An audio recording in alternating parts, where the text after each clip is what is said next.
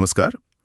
आज हम आर की नारायण की बहुत ही मशहूर किताब मालगुडी डेज की दुनिया में थोड़ा गहराई से उतरे हैं। जी हाँ। हमारे पास देखिए एक अच्छी पुस्तक समीक्षा है और एक विश्लेषण भी है जो ये बताता है कि भाई ये किताब किसके लिए ज़्यादा सही है, किसके लिए मायने रखती है। बिल्कुल। और हमारा मकसद यही है कि इन स्रोतों के जरिए समझें कि ये किताब इतनी खास क्यों मानी जाती है। और ये भी देखें कि ये जो काल्पनिक शहर है मालगुडी, वहाँ की रोजमर्रा की जिंदगी से हमें इंसानी स्वभाव के बारे में क्या कुछ पता चलता है। हाँ, जैसा आपने कहा, स्रोत बताते हैं कि ये सिर्फ कहानियों का संग्रह नहीं है, 32 कहानियां इसमें, पर ये एक पूरी दुनिया का अनुभव है।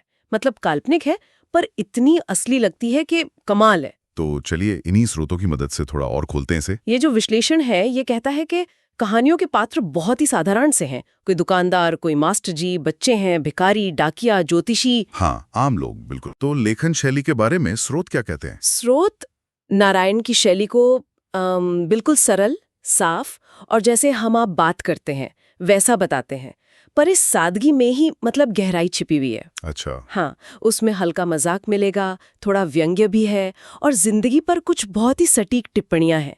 ये एक सोची समझी कला है, ऐसा नहीं कि बस आसान लिख दिया। दिलचस्प।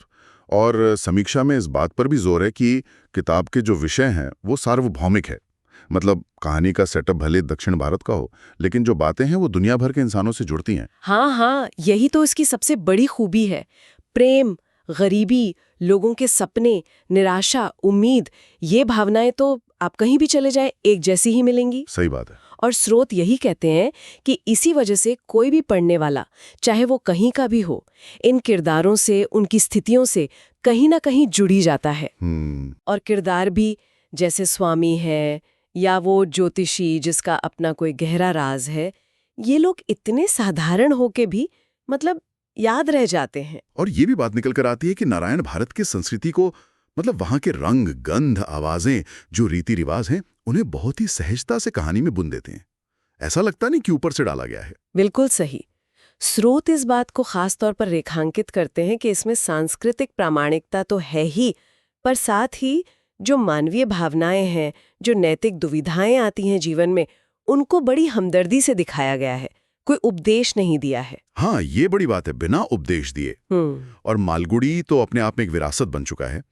विश्लेषण कहता है कि ये भारतीय साहित्य के सबसे जाने माने काल्पनिक शहरों में से एक है जी। और इसने भारतीय अंग्रेजी लेखन को दुनिया के नक्शे पर लाने में भी काफी मदद की। और हाँ, वो जो टीवी सीरीज थी शंकर नाग की, उसका जिक्र करना तो बनता है। हाँ, बिल्कुल। हमारे स्रोत भी मानते हैं कि उस सीरीज ने इन कहानियों को घर घर पहुंचा दिया और इनकी लोकप्रियता मतलब कई गुना बढ़ा दी। हालांकि समीक्षा में कुछ आलोचनाएं भी हैं, जैसे कुछ पढ़ने वालों को ये कहानियां शायद थोड़ी धीमी लग सकती हैं या बहुत सीधी सादी, खासकर अगर किसी को वो तेज रफ्तार वाले प्लॉट्स पसंद हो। हाँ, ये बात तो है।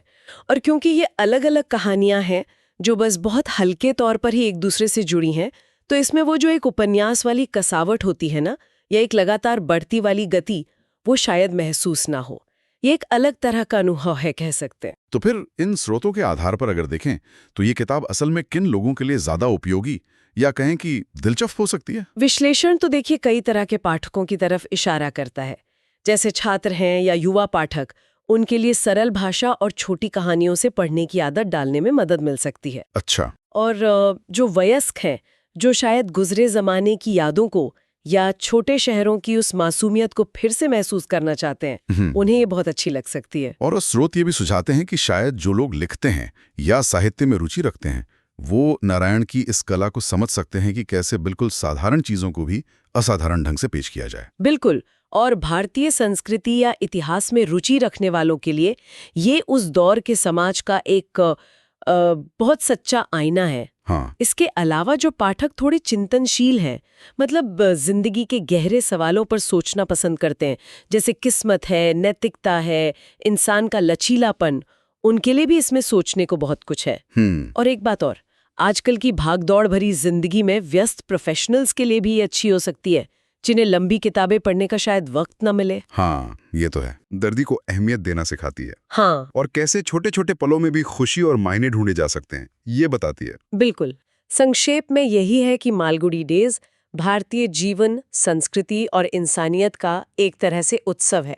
ये दिखाती है कि कैसे बिल्कुल मामूली सी लगने वाली कहानियों में भी कितने गहरे सच और सुंदरता छिपी हो सकती है। सही। और अच्छी बात यह है कि बच्चे हों या बड़े, हर कोई इसे पढ़कर अपने लिए कुछ न कुछ जरूर निकाल सकता है। और अंत में एक सवाल जो शायद ये कहानियां हमारे मन में छोड़ जाती हैं, जैसे मालगुडी की कहानियां हैं, वैसे ही हमारे अपने रोजमर्रा के जीवन में भी तो न जाने कितनी असाधारण कहानियां और अनुभव छिपे होते होंगे जुबान से ध्यान ही नहीं देते। बिल्कुल सोचने वाली बात है कि हमारे अपने साधारण से दिखने वाले पलों में वो कौन सी खास बातें या कहानियां हैं जिन्हें हम शायद यूं ही अनदेखा कर रहे हैं।